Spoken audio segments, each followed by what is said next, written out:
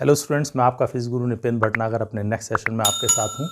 आज एक और इम्पॉर्टेंट और नया टॉपिक हम स्टार्ट कर रहे हैं, प्रिज्म द्वारा प्रकाश का वर्ण विक्षेपण और प्रिज्म द्वारा प्रकाश का अपवर्तन, refraction of light and dispersion of white light through a prism. किसी भी प्रिज्म से प्रकाश का अपवर्तन किस प्रकार होता है एंड देन आफ्टर फिर हम देखेंगे कि वर्ण विक्षेपण किस प्रकार होता है।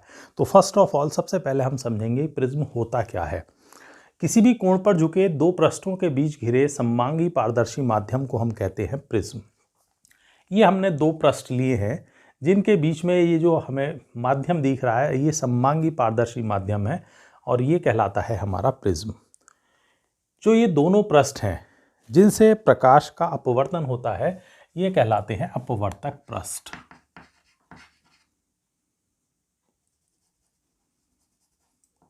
ये कहलाते हैं अपवर्तक पृष्ठ। It means A B and A C. इन दोनों के बीच में जो बना हुआ ये कोण है ये कहलाता है प्रिज्म कोण, या इसको हम कहते हैं अपवर्तक कोण।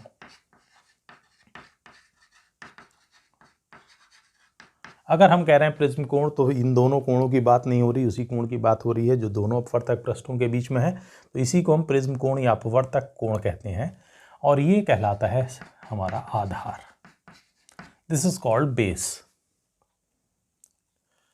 जब भी कोई प्रकाश किरण आपतित होती है किसी एक पृष्ठ पर, मान लीजिए यहां कोई ये प्रकाश किरण आपतित हुई है, दैट इज पी क्यू। इस तल पर अगर हम ये अभिलंब डालें तो ये हुआ हमारा आपतन कोण। प्रकाश किरण जा रही है विरल से सघन माध्यम में, तो जाना तो इसे चाहिए ऐसे, लेकिन चूंकि सघन माध्यम में जा रही है तो अभिलंब की ओर झुकती है, तो इस प्रकार से ये अभिलंब की ओर झुक करके गुजरती है। इसका मतलब है जब भी कोई प्रकाश कण प्रिज्म में प्रवेश करती है तो आधार की ओर अपवर्तित होते हुए गुजरती है। अब यहां इस पृष्ठ पर टकराती है तो यहां हम अभिलंब डालें तो अब प्रकाश किरण जा रही है सघन से विरल में, तो जाना तो इसको यानी इस प्रकार से ये अभिलंब से दूर हटकर गुजरती है, तो ये कहलाती है निर्गत किरण। बाहर निर्गत हो गई है। ये है अपवर्तित किरण, ये आपतित किरण। ये प्रिज्म के अंदर हो रही है अपवर्तित। यदि आपतित किरण को हम आगे की ओर बढ़ाएं और निर्गत किरण को पीछे की ओर बढ़ाएं, या हम कहें आपतित किरण और निर्गत किरण की दिशाओं के बीच में बना कोण है, ये कहलाता है हमारा विचलन कोण।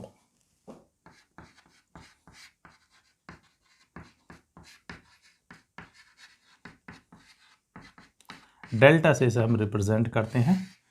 तो आपतित किरण तथा निर्गत किरण की दिशाओं के बीच बना जो कोण है वो कहलाता है विचलन कोण। तो किसी प्रिज्म पर आपतित प्रकाश किरण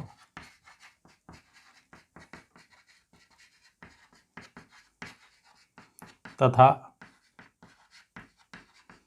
प्रिज्म से निर्गत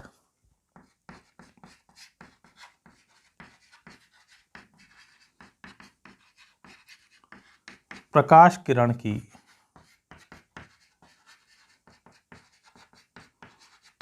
दिशाओं के बीच बना कोण विचलन कोण कहलाता है।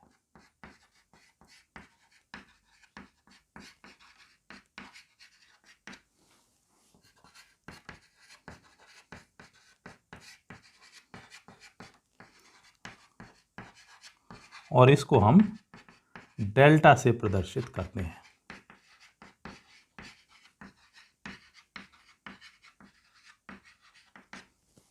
इसको हम डेल्टा से प्रदर्शित करते हैं। अब जो हमारा विचलन कोण है ये आपतन कोण के परिवर्तित होने पर बदलता रहता है। यानी जैसे जैसे हम आपतित कोण का मान जो आई है इसका मान बदलेंगे, डेल्टा का मान बदलता चला जाता है और एक विशेष आपतन कोण के लिए इसका मान हो जाता है अल्पतम या न्यूनतम, उसी को हम कहते हैं अल्पतम विचलन कोण। और उस स्थिति में जो आई एंगल है ये हमारे निर्गत कोण के बराबर हो जाता है। इसे ई अगर हम कहें, ये है हमारी अपवर्तित किरण, ये है हमारा अभिलंब, इनके बीच में बनने वाला कोण R1 और यहाँ ये कोण R2, ये दोनों आपस में बराबर हो जाते हैं अल्पतम विचलन कोण की अवस्था में। तो इसी का एक स्पेशल कंडीशन है अल्पतम विचलन कोण, minimum angle of deviation. This is called angle of deviation and this is minimum angle of deviation. तो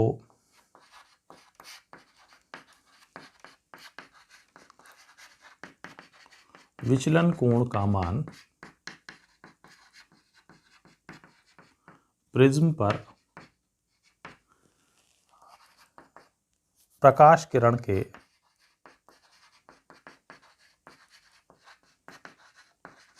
आपतन कोण परिवर्तन पर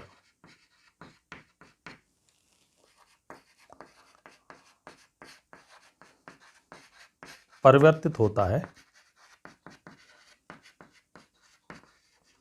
तथा एक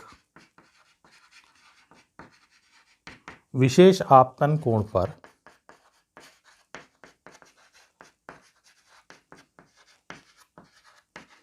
डेल्टा का मान न्यूनतम हो जाता है।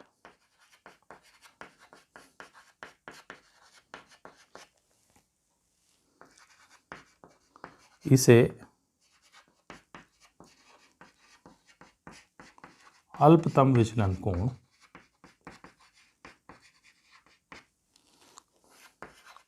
डेल्टा एम से प्रदर्शित करते हैं, तो इसे अल्पतम विचलन कोण कहते हैं। और इस अवस्था में angle I is equal to E तथा R1 बराबर हो जाता है R2। जो आपतन कोण है ये निर्गत कोण के बराबर हो जाता है और यहाँ अपवर्तन कोण दूसरे पृष्ठ पर आपतित कोण के बराबर हो जाता है। ये है जब न्यूनतम या अल्पतम विचलन कोण की अवस्था में होता है। तो अब इन सारे कॉन्सेप्ट की हेल्प से हम देखेंगे प्रिज्म के पदार्थ के अपवर्तनांक के लिए एक फार्मूला ड्राइव आउट करेंगे। तो इम्पॉर्टेंट टॉपिक है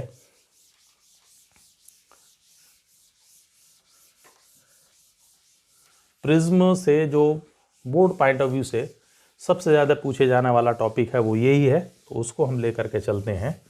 तो हमारा टॉपिक है प्रिज्म के पदार्थ का अपवर्तनांक या प्रिज्म के पदार्थ के अपवर्तनांक के लिए व्यंजक।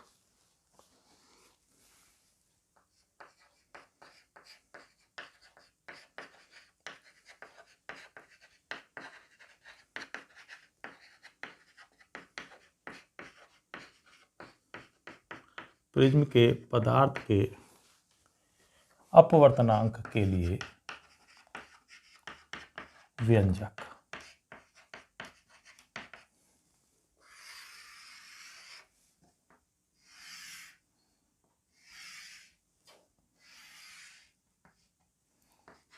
ये हमने लिया है, कोई प्रिज्म है हमारे पास ABC। हमने एक प्रिज्म लिया है ABC और ये हमारे कोई प्रकाश किरण आपतित हो रही है PQ, यहाँ हमने डाला है अभिलंब, ये है हमारा आपतन कोण I। प्रकाश किरण अपवर्तित होती है अभिलंब की ओर, यहाँ अगर हम अभिलंब डालें और ये इस प्रकार से यहाँ निर्गत हो जाती है, ये है कोण E, या इसको हम कह लें I1, इसको कह लें I2, यहाँ ये कोण कहलाएगा R1 और यहाँ ये कोण कहलाएगा R2। अगर आपतित प्रकाश किरण को आगे की ओर बढ़ाएं, निर्गत प्रकाश किरण को पीछे की ओर बढ़ाएं, तो इनके बीच में बनने वाला कोण कहलाता है विचलन कोण डेल्टा। इसको हम कह रहे हैं डी और इस पॉइंट को कह रहे हैं ई। यहां देखें तो ये दोनों लाइन एक दूसरे को क्रॉस कर रही हैं, तो ये एंगल और ये एंगल पूरा बराबर होना चाहिए। यानी ये अगर I1 है तो ये भी पूरा I1 होना चाहिए, उसमें से R1 चला गया, तो ये वाला जो एंगल बचता है ये है I1 माइनस R1, यानी this angle is I1 minus R1। और उसी तरीके से ये एंगल है हमारा I2 माइनस R2।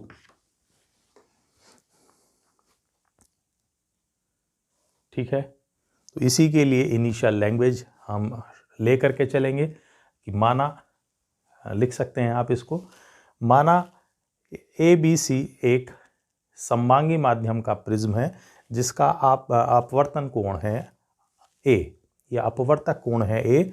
एक प्रकाशकण PQ I1 कोण पर आपतित होकर R1 कोण पर अपवर्तित होती है।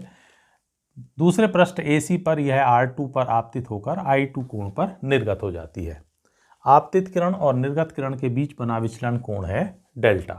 तो ये सब आप इनिशियल लैंग्वेज में लेकर के चलेंगे। अब यहाँ पर अगर हम देखें तो सबसे पहले हम इस कोण की बात कर रहे हैं। चित्र में DQ और ये है एंगल, इसे हमने कहा PQ, इस पॉइंट को R और इसको कह रहे हैं S। तो DQR कोण DQR and that is equal to I1 minus R1। दूसरा एंगल लिया हमने DRQ and that is equal to I2 minus R2।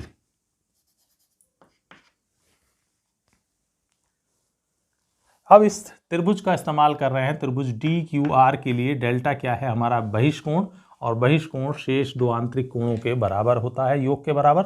तो त्रिभुज DQR के लिए डेल्टा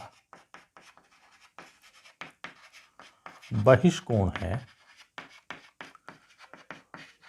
और बहिष्कोण शेष दो कोणों के योग के बराबर होता है। तो डेल्टा इज इक्वल टू होगा I1 माइनस R1 और दूसरा एंगल है I2 माइनस R2। इन दोनों कोणों के योग के बराबर होगा डेल्टा। I1 I2 दोनों पॉजिटिव हैं तो हम लिख सकते हैं इसको I1 प्लस I2। ये दोनों माइनस के माइनस कॉमन, तो R1 plus R2 and this is equation number first. अब हम लेकर के चल रहे हैं जो हमारे पास ये चतुर्भुज है AQER। इस चतुर्भुज में किसी भी चतुर्भुज के लिए देखें तो उसके चारों कोणों का योग 360 डिग्री होता है। यहाँ देखें, यहाँ डाला गया अभिलंब, यानी ये एंगल कितना है 90। यहाँ अभिलंब डाला गया, ये एंगल 90, यानी इन दोनों का योग कितना है 90 प्लस 90 180। जबकि चारों कोणों का योग कितना है 360। तो जब इन दोनों कोणों का योग 180 तो इन दोनों कोणों का योग भी क्या होगा 180 डिग्री होगा। तो वही हम लेकर के चल रहे हैं। चतुर्भुज AQER में एंगल Q या AQE इज इक्वल टू है angle ARE is equal to है 90 डिग्री, 90 डिग्री। तो इसलिए इन दोनों का कोणों का योग भी 90 डिग्री 180 होगा, 90 प्लस 90, इसलिए angle A plus angle E is also equal to 180 and this is equation number 2। ये हमने ले ली है समीकरण number 2। Angle A plus angle E is equal to है 180 डिग्री। अगर ये यहाँ ना दिखाई दे रहा हो तो इसी को इक्वेशंस को मैं यहाँ लिख रहा हूँ दोबारा, यानी angle A plus angle E is equal to है 180 degree and this is equation number 2।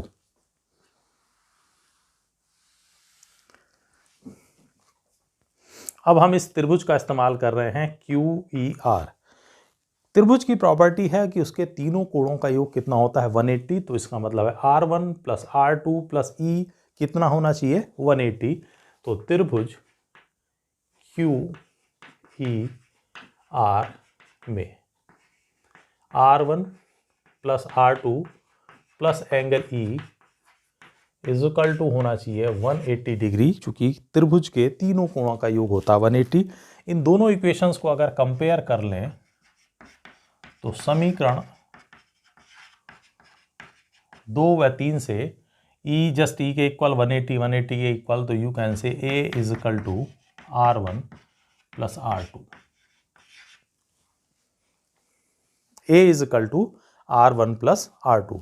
ये वैल्यू समीकरण 1 में अगर हम रख दें,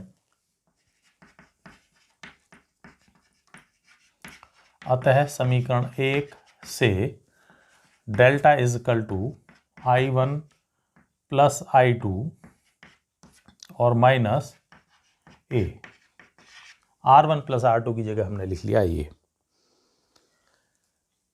अब अगर हम देखें अल्पतम विचलन कोण की अवस्था अगर हमें प्राप्त हो गई है, उस समय क्या होता है, तो अल्पतम विचलन कोण की अवस्था में डेल्टा इज इक्वल टू जो ये है डेल्टा M के बराबर हो जाता है, I1 is equal to I2 and R1 is equal to हो जाता है R2। तो अल्पतम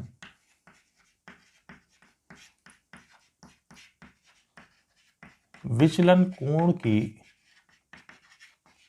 अवस्था में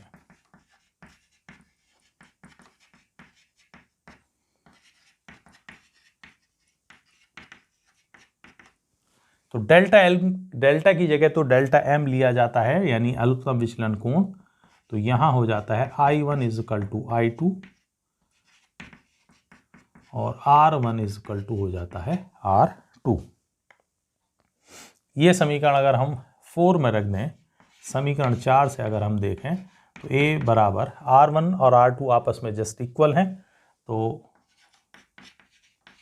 ये हमने ले लिया। यदि R1 बराबर R2 और बराबर है R, तो यहाँ पर आ जाएगा 2R या R is equal to A/2। जब दोनों कोण बराबर हैं R1 R2, तो इसको भी R कह सकते हैं, इसको भी R कह लिया। तो उस स्थिति में समीकरण नंबर 4 से आ गया है A is equal to 2R या R is equal to A/2। अब ये समीकरण 5 से अगर हम देखें तब क्या स्थिति होगी,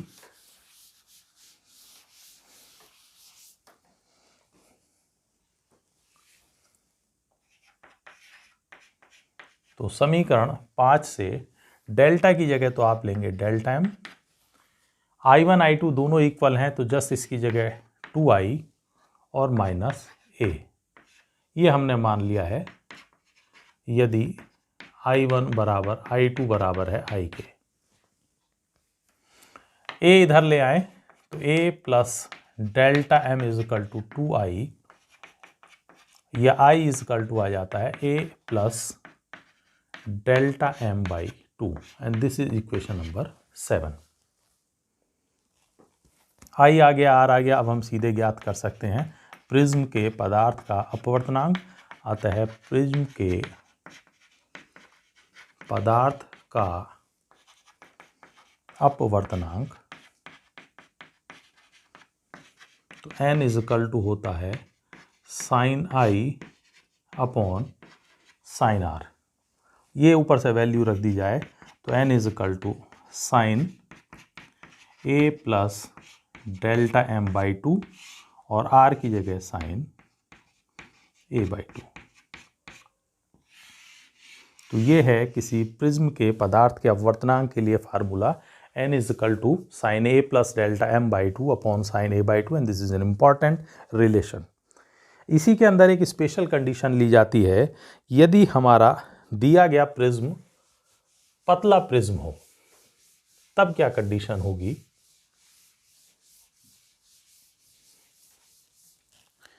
पतले प्रिज्म्स को समझ लें आप क्लियर, ऐसा कोई भी प्रिज्म जिसका प्रिज्म कोण बहुत छोटा लगभग 0 to 5 डिग्री के बीच में हो उसको हम लगभग पतला प्रिज्म मानते हैं। तो इसका मतलब है अपवर्तक कोण बहुत छोटा होना चाहिए, उसी को हम पतला प्रिज्म कह सकते हैं।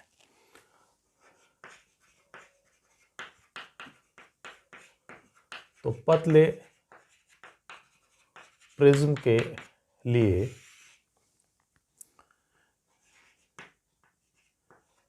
sin I is equal to approximately equal to I